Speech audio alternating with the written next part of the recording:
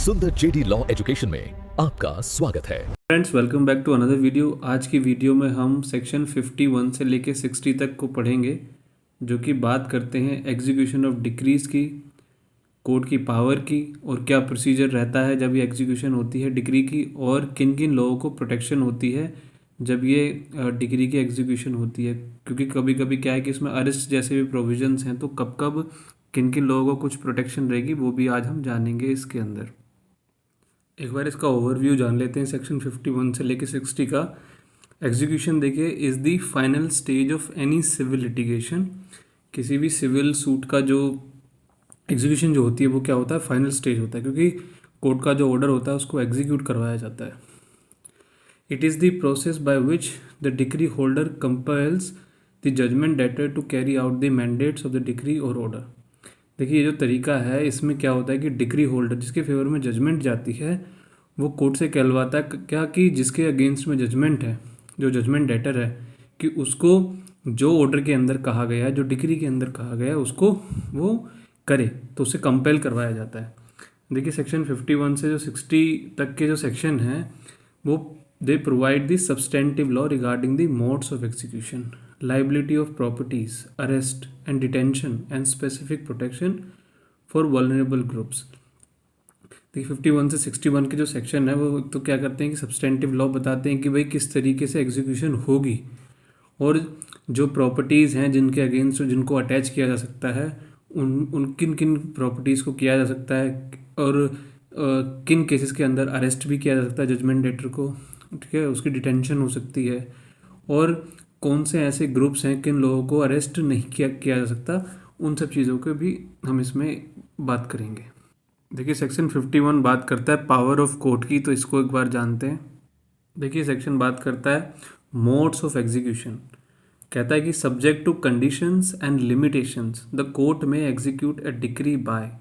देखिए, कुछ कंडीशंस रहेंगी, कुछ लिमिटेशंस हैं, और उनके दायरे में रह के कोर्ट क्या कर सकती है कि डिक्री को एग्जीक्यूट कर सकती है। किस तरीके से? पहला है A, delivery of any property specifically decreed. मान लीजिए कि उस डिक्री के अंदर जिस प्रॉपर्टी के बारे में डिक्री की गई है तो उसको क्या करवाए, उसको डिलीवर करवाए, ठीक है, किसको? डिक्री होल्डर को। और दूसरा होता है कि अटैचमेंट एंड सेल, और sale without attachment of property. या फिर क्या कर सकता है कि वो प्रॉपर्टी को क्या कर सकते हैं, अटैच कर सकते हैं, या फिर सेल कर सकते हैं, जिससे क्या हो कि डिक्री होल्डर को जो उसकी जो वैल्यू है, जो ऑर्डर के अंदर चीज़ें दी गई हैं उससे उसका जो है मान लीजिए कि कुछ अमाउंट है तो वो रिकवर हो सके, तो ये चीज़ें उससे करवाई जा सकती हैं। फिर क्या होता है कि arrest and detention in civil prison. नहीं तो क्या होगा कि भाई अगर प्रॉपर्टी भी अटैच नहीं हो रही है, कुछ भी नहीं हो रहा है, ठीक है, तब क्या कर सकते हैं कि उस व्यक्ति को सिविल प्रिजन्स के अंदर क्या कर सकते हैं, अरेस्ट करके रख सकते हैं।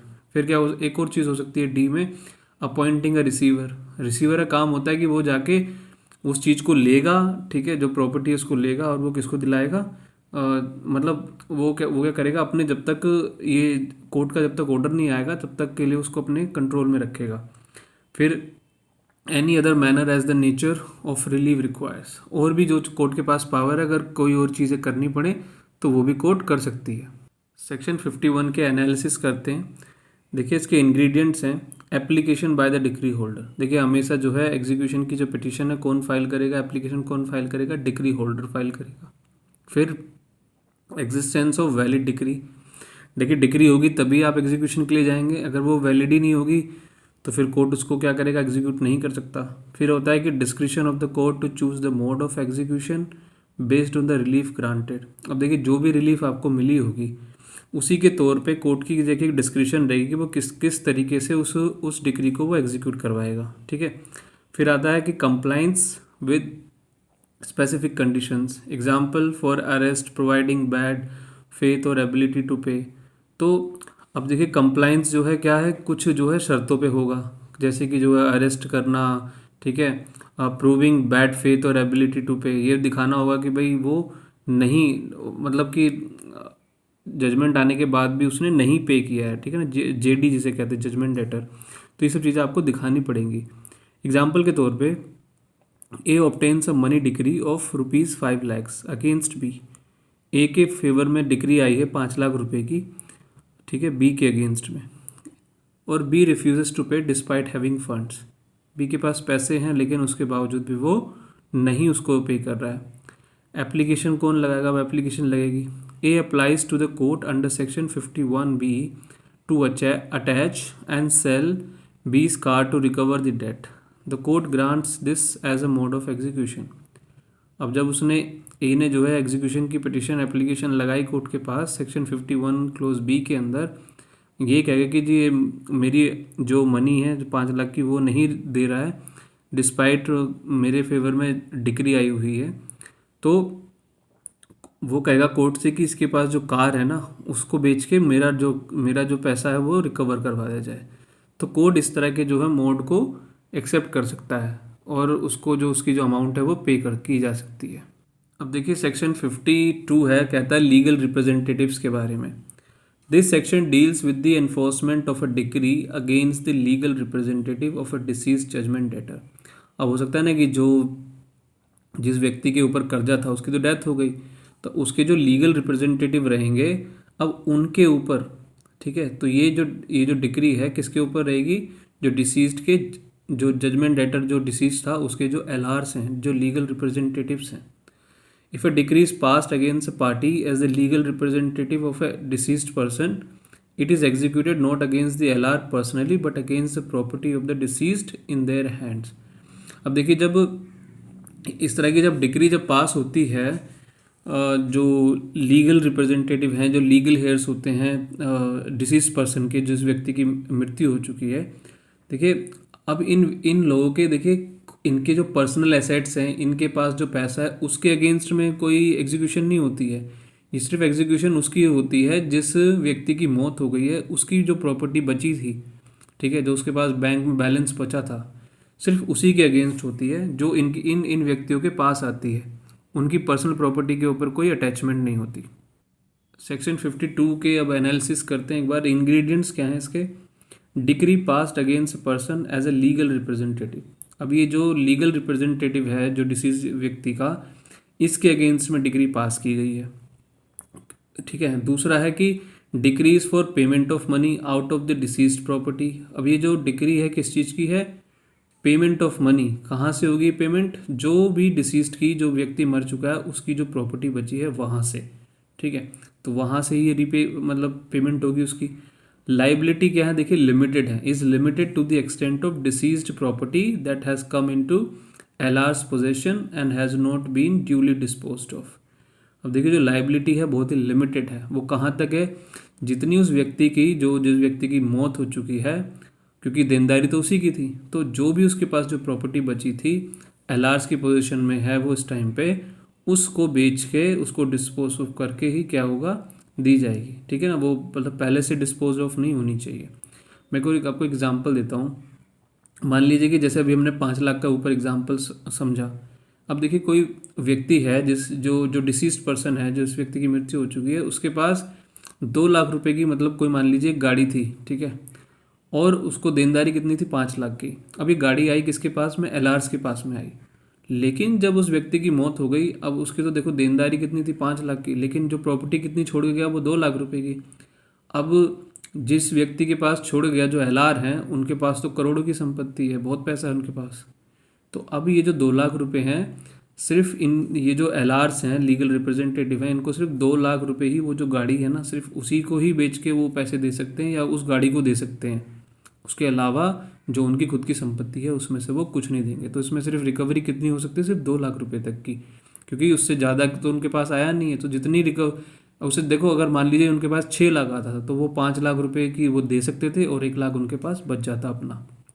एग्जाम्पल है, एक्स ओज वाई रुपीज़ 1 लाख, ठीक है। X dies leaving behind a house inherited by his son G, ठीक है। एक्स जो है कितना उधार है उसके पास? 1 लाख रुपए का, ठीक है, और वो मर जाता है उसके पास, और वो पीछे किसको छोड़ गया जाता है कि भाई उसके पास क्या है कि घर है, और उसका जो बेटा है वो घर अब किसके पास आ गया? उसके बेटे के पास आ गया, जिसका नाम है जी। अब एप्लीकेशन है, वाई क्या करता है कि वाई ने जो है जो जी के जो एलआर's हैं उनके ऊपर क्या करता है? वो सूट फाइल करता है। The court passes a decree, court जो उसमें डिक्री पास कर देता है। Y can execute this decree by attaching X house. तो वो कह सकता है जी ये जो घर था किसके नाम पे था, एक्स के नाम पे था, देनदारी भी एक्स की थी, ठीक है। तो Z is not personally liable to pay from his own salary rupees unless he waste the inherited property। अब देखो खुद उसको खुद से अपनी सैलरी से पैसे नहीं देने होंगे, जो भी उसकी प्रॉपर्टी है उससे नहीं देने होंगे, जो प्रॉपर्टी इसके पास है जो अपने फादर से आई है उसी से ही वो पैसे निकाल के देगा, बेचे या जो मर्जी करे, ठीक है। बस वो क्या होना, अगर मान लीजिए उसने कुछ उसका यूज़ वूज़ कर लिया तो फिर उसको उसको फिर सेटिस्फाई करना पड़ेगा कोर्ट को, अपनी तरफ से देना पड़ेगा। देखिए सेक्शन 53 है, वो बात करता है एंसेस्ट्रल प्रॉपर्टी की, जब एग्जीक्यूशन होगी तब। लाइबिलिटी ऑफ एंसेस्ट्रल प्रॉपर्टी, तो एंसेस्ट्रल प्रॉपर्टी से क्या लाइबिलिटी रहेगी, मान लीजिए जो व्यक्ति अब नहीं रहा तो। This section extend the meaning of property of the deceased for section 50 and 52। तो ये जो हम 50 और 52 से हम थोड़ा सा आगे आ गए हैं, और यहाँ पे क्या है कि देखिए पहले जो हमने चीज़ें पढ़ी हैं वहाँ से ये काफ़ी आगे चीज़ें हैं, कैसे, क्योंकि जो है अब एंसेस्ट्रल प्रॉपर्टी क्या होती है वो डिवाइड नहीं हो रखी होती है, ठीक है। लेकिन जो व्यक्ति मर चुका है लेकिन उसका शेयर तो होता है उसके अंदर, ठीक है। तो property in the hands of a son और other descendant which is liable under Hindu law for the payment of the debt of a deceased ancestor is deemed to be the property of the deceased. देखिए ये माना जाएगा, ये जो property है देखिए किसी के पास में हो, ठीक है, बेटा हो, जो भी है उसके जो लीगल हेयर्स थे उस व्यक्ति के, उनके पास ये जो प्रॉपर्टी है, ठीक है। तो अब ये जो कर्जा है वो कैसा माना जाएगा कि जो डिसीज्ड जिसका शेयर था एंसेस्ट्रल प्रॉपर्टी के अंदर, तो माना जाएगा कि वो जो प्रॉपर्टी है वो किसकी है, जो डिसीज पर्सन है वो उसकी प्रॉपर्टी मानी जाएगी, जो भी उसका शेयर होगा उतने तक, तो वहाँ से वो रिकवर हो सकता है पैसा। 53 के अब एनालिसिस करते हैं। इंग्रेडिएंट्स हैं, properties ancestral in the hands of son और डिसेंडेंट। तो प्रॉपर्टी क्या है, एंसेस्ट्रल प्रॉपर्टी है, और किसके पास आई है, सन या फिर जो और कोई भी जो डिसेंडेंट्स हैं, जो भी उसके लीगल हेयर्स हैं। There is a decree for debt against the deceased ancestor. जो जो डिसीज एंसेस्टर है उसके खिलाफ क्या है, कोई डिक्री है, ठीक है ना, उसके ऊपर कोई उसने किसी से पैसे लिए होंगे या जो भी चीज़ें की होंगी तो वो उसकी देनदारी बनती है। अब under Hindu law the property is liable for the debt. अब हिंदू लॉ के अंदर ये जो प्रॉपर्टी है क्या है, देखिए कहते हैं ना कि अगर आप कोई भी चीज़ आप इनहेरिट करते हैं, कोई भी चीज़ आपके पास आएगी वो सिर्फ पैसों के साथ नहीं आएगी, वो जिम्मेदारी के साथ भी आएगी। तो आप लाइबिलिटीज़ को भी लेते हैं और उसकी जो एसेट्स होती हैं उसको भी लेते हैं। तो जितनी लाइबिलिटीज़ रहेंगी वो आपको चुकानी होंगी, और जो बचेगा वो आप उसको रखेंगे, ठीक है ना। तो यहाँ जो डेट होता है, the debt was not for immoral और इलीगल पर्पस। यहाँ पे कोई गलत तरीके के लिए जो कर्जा नहीं था, ठीक है ना, ये देनदारी थी, उसकी बिजनेस की हो सकती है, मतलब पर्सनल हो सकती है, बिजनेस भी अगर उसका पर्सनल बिजनेस था तो उसमें हो सकती है। अब एग्जाम्पल है, a Hindu father takes a loan for business and dies. ठीक है, हिंदू फादर उसने क्या किया, लोन लिया और उसके बाद उसकी वो डेथ हो गई। He lives behind ancestral land which passes to his son B by survivorship. अब जो है उसके पास जो एंसेस्ट्रल लैंड थी वो क्या हुई, उसके मरने के बाद वो किसके पास आई, उसके बेटे के पास, जो कि वही जिंदा बचा था। तो अब क्या होगा कि एप्लीकेशन लगाई जाएगी, द क्रेडिटर जिसकी लेनदारी है, जिसको लेने हैं पैसे, वो क्या करेगा, एप्लीकेशन लगाएगा। The creditor can attach the ancestral land in B's hand to satisfy A's debt as B has a pious obligation to pay his father's lawful debts. तो यहाँ पे जब एप्लीकेशन लगेगी तो उस एंसेस्ट्रल प्रॉपर्टी जो बी के पास आई है उसमें से उसका जो डेट है जो ए का, उसको सेटिस्फाई किया जाएगा, उससे पे करवाया जाएगा, क्योंकि ये उसकी बी की जिम्मेदारी भी है। जैसे कहा कि देखिए जो लीगल ऑब्लिगेशंस हैं, जो लाइबिलिटीज़ हैं, उनको तो पे करना ही होगा, तभी आप सारी प्रॉपर्टी को इन्जॉय करते हैं। तो जब आप इन्जॉय करते हैं तो आप लाइबिलिटीज़ को भी लेते हैं और उसकी जो एसेट्स होती हैं उसको भी। देखिए सेक्शन 54 कहता है partition of estate, role of the collector. If a decree is for the partition of an undivided estate assessed to the payment of revenue to the government, the partition shall be made by the collector, not the civil court। तो basically इसका मतलब ये है कि अब ये जो partition की जो डिक्री होती है, अब क्या है कि मान लीजिए जो ब्रदर्स हैं, जो भी लीगल हेयर्स हैं, उनके बीच में बंटवारा होना है, तो अब उसको करेगा कौन। तो ये जब एग्जीक्यूशन होती है किसके पास जाती है, कलेक्टर के पास आती है, वही उसको उसमें जो भी कितने टुकड़े होने हैं, कैसे कैसे नापा जाएगा, वो सारी चीज़ें वही करता है। तो इसके इंग्रेडिएंट्स हैं डिक्री फॉर पार्टीशन और सेपरेट पोजीशन। या तो इसके अंदर क्या होना चाहिए कि डिक्री होनी चाहिए पार्टीशन की, या फिर सेपरेट पोजीशन की होनी चाहिए कि भाई दोनों जो भी हैं वो अलग अलग रहेंगे। जो है estate pays revenue to the government, तो यहाँ पे वो वाला स्टेट है जो कि जिससे कि गवर्नमेंट को रेवेन्यू जनरेट होता है। तो अगर मान लीजिए कोई एग्रीकल्चर लैंड है या जिससे भी जैसे भी गवर्नमेंट को रेवेन्यू आता हो, इसका एग्जांपल है जिससे कि आपको साफ समझ में आ जाएगा। 3 brothers dispute the division of a large agricultural farmland that pays annual land revenue to the state government। तो 3 ब्रदर्स हैं जिनके बीच में बड़ी सी जो एग्रीकल्चर लैंड है उसके बंटवारे का मतलब सूट जो वो डिक्री है, ठीक है, जिससे कि जो है अच्छा खासा जो है मतलब एनुअल लैंड रेवेन्यू जो है गवर्नमेंट को जाता है। The civil court passes a decree declaring each brother is entitled to 1/3 share. अब देखिए सिविल कोर्ट ने तो डिग्री पास कर दी कि भाई जो उसके 3 हिस्से होंगे, एक एक करके तीनों को एक एक हिस्सा मिल जाएगा। अब इसकी एग्जीक्यूशन कैसे होगी? The court will not physically measure and divide the land. देखिए कोर्ट खुद से जाके नहीं करेगा, उसको नापेगा और उसको डिवाइड करेगा ज़मीन को, ऐसे नहीं करेगा। Instead it sends the decree to the district collector. तो वो डिक्री किसको भेज देगा? डिस्ट्रिक्ट कलेक्टर को भेज देगा। द कलेक्टर और their gazetted subordinate will perform the actual measurement and division of the land boundaries. तो जो कलेक्टर है या फिर वहाँ के जो गैजेट सबॉर्डिनेट्स हैं, वहाँ के जो भी ऑथराइज्ड पर्सन है, तो वो क्या करेंगे? वो इस काम को करेंगे, वो जाके नापेंगे, इसका डिवीजन करेंगे और उसके जो लैंड बाउंड्रीज हैं उनको जो है बनाएंगे। सेक्शन 55 बताता है कि अरेस्ट प्रोसीजर के बारे में। जब अटैचमेंट वगैरह नहीं हो पाएगी तो फिर कैसे रिकवर करवाया जाएगा? भाई इसको जेल में रखना पड़ेगा, ठीक है ना। तो अरेस्ट एंड डिटेंशन के बारे में बात करता है। A judgment debtor may be arrested in execution of a decree at any hour at and on any day subject to safeguards. तो जो जजमेंट डेटर है, जिसकी देनदारी है, उसको कभी भी अरेस्ट किया जा सकता है, किसी भी घंटे, किसी भी दिन।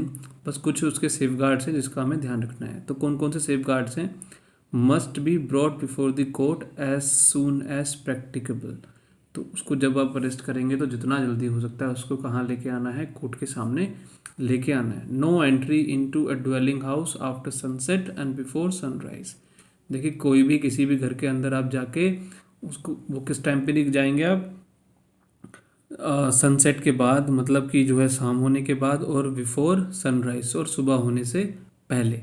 Can not break open outer door unless refused entry. तो आप उसका जो दरवाज़ा तोड़ के नहीं जाएंगे। जैसे हम सीआरपीसी में देखते हैं ना कि बहुत ये सारे जो राइट्स उनको पुलिस वालों को मिले होते हैं, लेकिन सिविल के अंदर ये सारी चीज़ें नहीं हैं। तो ये सब चीज़ों का आपको ध्यान रखना है, नहीं तो मतलब अगर ऐसा करेंगे तो वो एक गलत तरीका माना जाएगा। अब देखिए इसके एनालिसिस कर लेते हैं। सेक्शन 55 के इसके इंग्रेडिएंट्स हैं। अरेस्ट कहाँ, कब की अरेस्ट की बात कर रहे हैं? जो कि एग्जीक्यूशन ऑफ अ डिक्री की बात कर रहे हैं। जब वो पेमेंट नहीं दे रहा होता है, उसकी प्रॉपर्टी को भी अटैच करके भी कुछ नहीं हो रहा है, पता नहीं होता है कि भाई कहाँ पर प्रॉपर्टी, तो उसको अरेस्ट ही कर सकते हैं। तो अरेस्ट किस में होगा? एग्जीक्यूशन ऑफ अ डिक्री के अंदर। Information of guards, information of grounds. Court must inform the debtor they can apply for insolvency. तो जो कोर्ट जो है ये भी इन्फॉर्म करेगा कि भाई जो कर्जदार है जिसको पैसे देने हैं कि वो इंसॉल्वेंसी के लिए भी अप्लाई कर सकते हैं, बता सकते हैं कि वो दिवालिया घोषित हो गए जिसकी वजह से वो नहीं पे कर पा रहे हैं। वुमेन इन पर्दा, अब मान लीजिए जो वुमेन इन व्हील है, जो पर्दे वाली औरत है, उसको notice must be given to allow them to withdraw before entering room. तो उन्हें जो है देखिए पहले नोटिस देना होगा ताकि जो है उनके कमरे में जाने से पहले, ठीक है ना, उनको ऐसे अरेस्ट नहीं किया जा सकता। सिनेरियो है court orders arrest of B for defaulting on a decree. Court ने जो अरेस्ट किसकी डिक्लेयर कर दिया कि भाई इसको बी को पकड़ के लेके आओ, ठीक है, इसने जो है डिक्री में जो अमाउंट दी गई थी कोर्ट के हिसाब से वो इसने पे नहीं की है।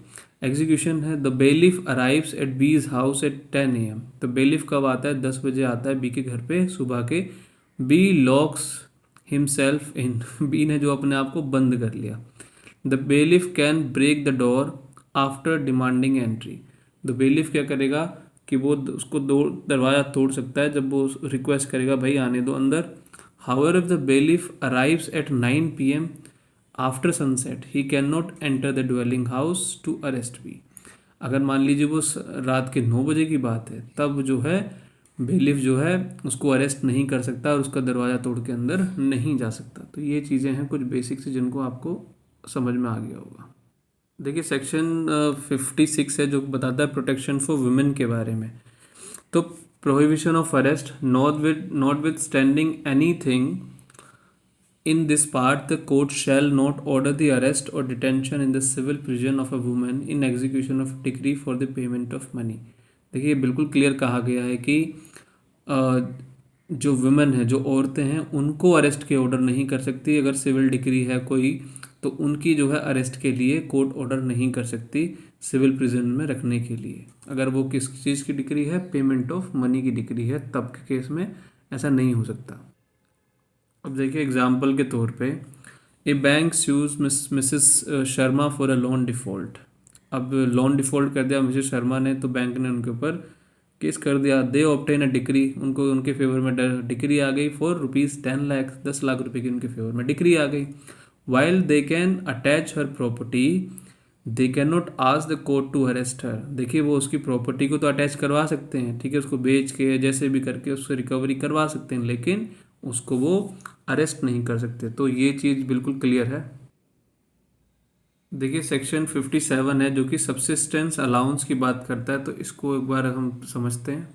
देखिए इसका बेसिकली जो मतलब होता है कि अब जब जजमेंट डेटर है जिसके अगेंस्ट में जजमेंट है, उसको अगर आप जेल में रखोगे, सिविल प्रिजन के अंदर रखोगे, तो यहाँ पे स्टेट तो खर्चा उठाएगा नहीं उसका, तो उसका खर्चा कौन उठाएगा? तो इसके बारे में ये बताता है कॉस्ट ऑफ डिटेंशन किसके ऊपर रहेगी। A judgment debtor can not be arrested और detained unless the decree holder pays the subsistence allowance into the court.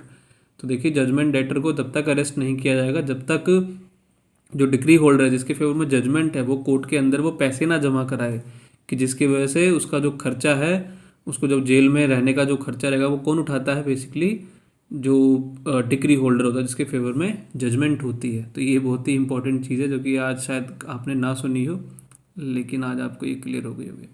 तो वहाँ पे से कोर्ट में क्या होता है कि फ़ीस जमा होती है, बहुत बेसिक सी छोटी सी फीस होती है। वैसे इंग्रेडिएंट्स हैं scale fixed by state government based on rank, race, nationality. तो जो स्केल है ना, इसका भी कितनी अमाउंट कैसे पे करनी होगी, तो गवर्नमेंट ने उसके लिए फिक्स की हुई है। अब वो भाई किस रैंक का व्यक्ति है, क्या रेस है, उसकी क्या नेशनैलिटी है, ये सब थोड़े से वो रहते हैं। कौन पे करता है? पेड बाय डिक्री होल्डर, ठीक है ना। Added to the cost of the decree, और ये देखिए रिकवरेबल फ्रॉम डेटर लेटर। लेकिन ये जो है किस में ऐड की जाएगी? जो जिसके फेवर में डिक्री है ना, वो पैसे दे तो रहा है इसके यहाँ के, लेकिन वो रिकवर होगा उससे जिसके जिसके लिए वो खर्च कर रहा है। जो जजमेंट डेटर है उसी से रिकवर करवाया जाएगा। ऐसा नहीं है कि वो सिर्फ उसको बस ऐसे ही पैसे दे पे करता रहे और वो आराम से जो है उसका खर्चा भी उठाता रहे, ऐसा नहीं होगा। तो ये चीज़ें आपको ध्यान रखनी है। देखिए सेक्शन 58 डिटेंशन लिमिट्स की बात है। तो डिक्री अमाउंट कितनी है? 5,000 तक की है। मैक्सिमम डिटेंशन पीरियड उसका कितना हो सकता है? 3 महीने तक का, ठीक है ना, उससे ज़्यादा नहीं। अब मान लीजिए अमाउंट जो है 2,000 से 5,000 के बीच में है, तो मैक्सिमम डिटेंशन पीरियड कितना हो सकता है? सिर्फ 6 हफ्ते तक का। अब अमाउंट जो है 2,000 रुपये से कम की है, तो डिटेंशन पीरियड क्या होगा? कोई मतलब उसको डिटेंशन नहीं रहेगी, ठीक है। No arrest for small amounts. अब रिलीज कंडीशंस क्या रहेंगी? Release immediately if amount is paid to jailer, decree satisfied और subsistence allowance is not paid. देखिए 2 तरीके से जो है, जो व्यक्ति है वो उसकी रिलीज़ हो सकती है, वो जेल से छूट जाएगा। एक तो वो जो डिक्री की अमाउंट है वो जेलर को जाके जमा करा दें, ठीक है। और दूसरा क्या है कि जो सब्सिस्टेंस अलाउंस है, जो कि जो डिक्री होल्डर को उसके रहने का खर्चा देना होगा, अगर वो ना पे करे, तब उन केसेस के अंदर भी उसको रिलीज़ किया जा सकता है। इसका एग्जांपल समझ लेते हैं। देखिए कैलकुलेटिंग टाइम कैसे कैलकुलेट होगा। सिनेरियो है मिस्टर ए फेल्स टू पे अ डिक्री ऑफ 10,000 रुपीज़, तो उसने 10,000 रुपये जो देने थे वो नहीं दिए। आउटकम क्या होगा? Since the amount exceeds 5,000 the court can order detention for a maximum of 3 months. तो कोर्ट क्या कर सकती है भाई? 3 महीने तक की जो है उसको क्या कर सकती है? सज़ा दे सकती है, डिटेंशन दे सकती है जेल के अंदर रहने के लिए। If mister A pays the full amount to the jailer on the 10th day he must be released immediately. अगर उसने 10वें दिन ही जो है उसने अमाउंट पे कर दी, तो उसको जो है जेलर तुरंत छोड़ देगा। He can not be rearrested for the same decree once released. लेकिन एक चीज़ ध्यान रखना है कि अगर उसको एक बार वो रिलीज हो गया तो सेम डिग्री के लिए दोबारा उसको अरेस्ट नहीं किया जा सकता। देखिए सेक्शन 15 बताता है रिलीज ऑन इलनेस। अगर मान लीजिए जो व्यक्ति बीमार है तभी भी क्या हो सकता है, उसको रिलीज किया जा सकता है। तो ग्राउंड क्या होंगे उसके रिलीज के? The court has the discretion to cancel an arrest warrant और release a debtor from civil prison on the ground of serious illness. तो अगर उसने कोर्ट ने अरेस्ट वारंट किए हुए हैं, अभी अरेस्ट हुआ नहीं है, तो वो वारंट क्या कर सकती है, उसको कैंसिल कर सकती है। और अगर उसको अरेस्ट कर लिया गया है, सिविल प्रिजन में रखा गया है, तो उसको छोड़ सकती है अगर वो सीरियसली क्या है, बीमार है। तो इसके देखिए इंग्रेडिएंट्स क्या हैं। वारंट इशूड और पर्सन अरेस्टेड, या तो वारंट इशू हुआ होगा उसके अरेस्ट का या फिर ऑलरेडी वो अरेस्टेड है। ओपिनियन ऑफ कोर्ट क्या है? Not fit to be in prison. तो कोर्ट का ओपिनियन मानना ये है कि भाई वो फिट नहीं है, उसको कैद में नहीं रखा जा सकता। Existence of infectious contagious disease state government can release. अब मान लीजिए कोई ऐसी उसको बीमारी है जो कि क्या है, इन्फेक्शियस है, जो कि दूसरों कंटेजियस है, वो दूसरों को भी फैला सकता है, तो स्टेट गवर्नमेंट क्या कर सकती है, ऐसे केस में उसको रिलीज कर सकती है। देखिए सेक्शन 60 है, बड़ा इंपॉर्टेंट है। वो बताता है कि कौन सी लाइबल प्रॉपर्टीज़ रहेंगी, कौन कौन सी प्रॉपर्टीज़ को बेसिकली आप अटैच कर सकते हैं और किन को नहीं। तो मूवेबल प्रॉपर्टी और इमूवेबल प्रॉपर्टी की बात करेंगे। तो the following property is liable to attachment and sale in execution of decree. तो ये जो लिस्ट दी गई है, इन प्रॉपर्टीज़ को बेचा जा सकता है, ठीक है, उनको अटैच किया जा सकता है। तो जैसे कि लैंड हो गई, हाउस हो गया, या फिर और कोई बिल्डिंग वगैरह हो गई, तो इनको क्या कर सकते हैं, बेच के डिग्री को पे करा सकते हैं। गुड्स जैसे हो गए, जो सामान वगैरह हो गया, मनी हो गई, बैंक नोट्स हो गए, ठीक है, उनको। चेक्स हैं, बिल ऑफ एक्सचेंज हैं, प्रोमिसरी नोट हैं, जो उसको किसी ने पेमेंट के लिए दिए होते हैं, उनको यूज़ कर सकते हैं। गवर्नमेंट सिक्योरिटीज़ हैं उसके पास, बॉन्ड्स हैं, उनको भी कर सकते हैं। मान लीजिए डेट्स हैं, शेयर्स हैं इन ए कॉरपोरेशन, उसके पास शेयर्स वगैरह भी हैं, ठीक है, तो उसको भी कर सकते हैं attach. Any other saleable property over which the debtor has disposing power. तो ऐसी ऐसी कोई भी प्रॉपर्टी जो कि बेची जा सकती है, उनको कोर्ट अटैच कर सकता है। अब देखिए इसका जो एग्जाम्पशन है वो कौन कौन सी है, भाई किन किन प्रॉपर्टी को नहीं छुआ जाएगा। तो what can not be attached? Specific assets are protected to ensure basic survival. अब जो देखिए बेसिक जो डे टू डे लाइफ की वाली चीज़ें हैं, उनको तो आप अटैच नहीं कर सकते, उनको तो छीन नहीं सकते उस व्यक्ति से, तो वो तो उसका बेसिक राइट है। तो जैसे कि नेसेसरी वेयरिंग अपैरल्स, ठीक है, जो कपड़े वगैरह पहनने के रहते हैं डे टू डे वाले। कुकिंग वेसल्स जो हैं, खाना बनाने के बर्तन हो गए, बेड्स वगैरह हो गए उसके, ठीक है। टूल्स ऑफ आर्टिजन्स हो गए, ठीक है, मतलब कोई जो चीज़ें वो करता है, वो सब वो वाले जो टूल्स हैं उनको भी नहीं कर सकते आप। बुक्स ऑफ अकाउंट्स हैं, उनको नहीं लेके जा सकते। A mere right to sue for damages. अब मान लीजिए उनके पास कोई ऐसा कुछ है भाई, तो डैमेजेस के लिए तो वो नहीं कर सकते आप, ठीक है ना। जैसे वो चेक्स वगैरह पड़े थे, तो ऐसा ये वाला केस नहीं है वो। Personal ornaments of women, mangalsutra as per religious usage.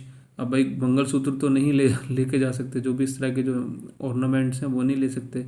Stipend and ग्रेचुटीज of pensioner, जो पेंशनर व्यक्ति हैं उनकी जो है ये बेसिक, क्योंकि जो पेंशन वगैरह जो मिलती हैं ये बहुत ही एक दयनीय चीज़ों की उसमें मिलती हैं, ऐसा नहीं कि उनको वो डे टू डे की अपना खर्चा उठा सके, उसके लिए रहता है, उसको आप नहीं अटैच कर सकते। अब इसका देखिए एग्जाम्पल समझ लेते हैं 60 का। ए ऑब्टेन्स ए डिक्री अगेंस्ट बी। ए को जो है डिक्री किसके अगेंस्ट में मिली है, बी के अगेंस्ट में। ए जो है हमारा डिक्री होल्डर है, बी हमारा जजमेंट डेटर है। अ कारपेंटर, ठीक है, बी क्या है, carpenter. A wants to attach B's workshop tools and is saving bank account. अब क्या चाहता है ए, कि उसकी जो वर्कशॉप के जो टूल्स वगैरह हैं उन सबको अटैच कर लिया जाए, और जो सेविंग बैंक अकाउंट है उनको कर लिया जाए। अब आउटकम क्या रहेगा? बैंक अकाउंट क्या है, लाइबल है, मनी इज सेलेबल एसेट्स। तो वहाँ से जो बैंक अकाउंट है उसमें से पैसे रिकवर करवाए जा सकते हैं, क्योंकि वो पैसे दिए जा सकते हैं। लेकिन जो टूल्स हैं not liable. Section 60 clause 1 sub clause B exempt tools of artisans to protect their livelihood. तो ये जो देखो उनके डे टू डे लाइफ की चीज़ें हैं, इनको आप अटैच नहीं कर सकते, क्योंकि वो फिर वो काम कैसे करेगा उससे, तो ये सब चीज़ें नहीं की जा सकती। Thank you so much for watching the video. If you like the video, please like, सुंदर जेडी लॉ एजुकेशन।